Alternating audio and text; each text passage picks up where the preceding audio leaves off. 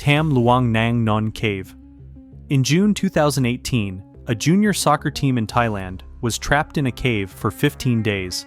12 boys, aged 11 to 16, along with their 25-year-old assistant coach, had set out to explore the Tam Luang Nang Non Cave network after practice.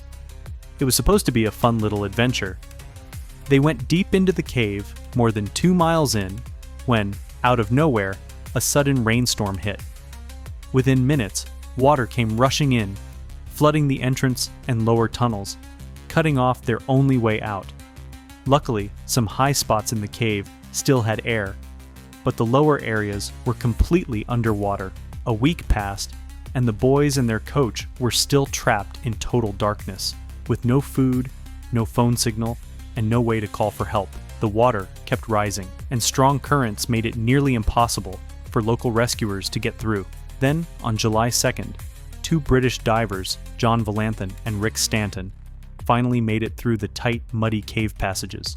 And there they were, the boys and their coach, all alive, sitting on a high rock about 4 kilometers, or 2.5 miles, from the cave entrance. It was a huge relief, but the celebration didn't last long, because now came the hardest part, figuring out how to get them all out safely.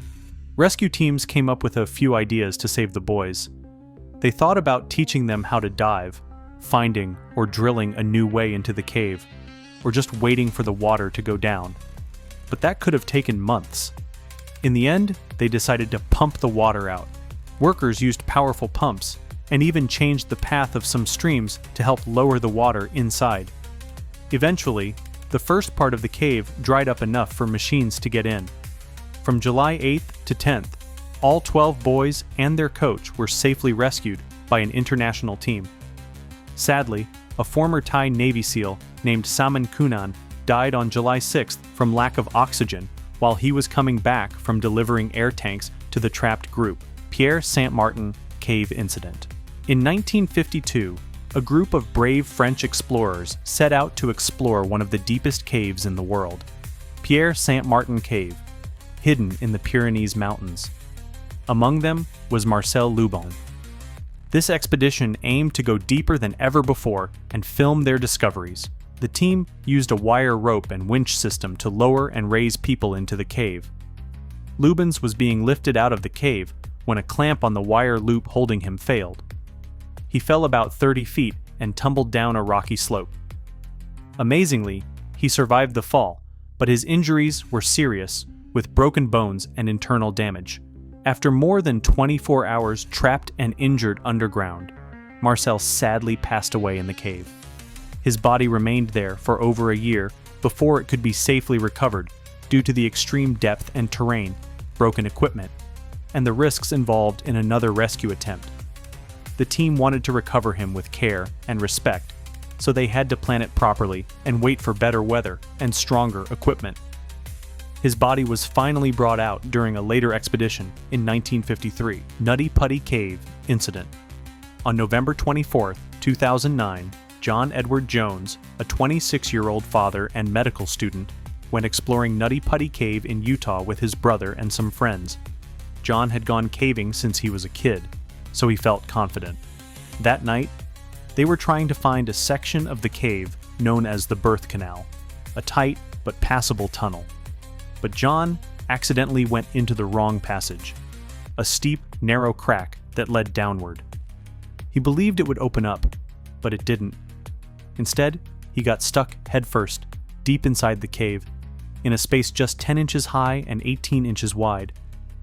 He was also upside down, which made things even worse. His position was dangerous, 400 feet from the entrance with no easy way out. His friends quickly called for help. Rescue teams arrived fast and worked all night and day. They set up a complex rope and pulley system to try and pull him free. John stayed strong for hours, talking to rescuers, trying to stay calm. Everyone hoped he could make it out. At one point, they nearly succeeded in lifting him, but then the anchor holding the rope came loose, and John slid back down, wedged tighter than before. The angle, pressure, and lack of movement caused his body to slowly shut down. After more than 27 hours, John sadly passed away due to cardiac arrest from the stress of being stuck upside down for so long. His death was heartbreaking for everyone involved. After many attempts, rescuers decided it was too dangerous to recover his body. So, with his family's support, the cave was sealed forever. Today, John's body remains inside Nutty Putty Cave, which now serves as both his final resting place. Alum Pot Cave Incident. In December 2007, two experienced cavers, 28-year-old Caroline Jane Fletcher and 33-year-old Stuart Goodwill, set out for what was meant to be an exciting day of underground exploration in the Alum Pot Cave system, located in the Yorkshire Dales. The area is well known among cavers and is not usually considered especially dangerous. They began their descent on a Thursday morning, but when they didn't return that evening, Stuart's wife grew concerned and alerted the authorities. Rescue teams searched through the night, and by early Friday morning, they found Caroline and Stuart, but tragically, both had drowned. Their bodies were discovered 350 feet deep inside Alum Pot, near Selside, just north of Horton in Ribblesdale. It's believed they became trapped by rising floodwaters inside the cave. Rescuers think a sudden rainstorm caused water levels in the cave to rise quickly while the pair were still deep inside. Faced with a tough decision, either wait out the flooding or attempt to escape before the situation got worse, they chose to move forward. They were likely heading toward a known exit, possibly across a rising pool or through a narrow passage that leads to the Dickon entrance. At some point during the escape, something went wrong. One of them may have slipped, possibly the less experienced caver, and in the confusion, their ropes became tangled. Whether they fell into the water or simply couldn't get free, the cold, flooded conditions left them with no way out. Sadly, both drowned before help could reach them. Sterkfontein Caves Incident.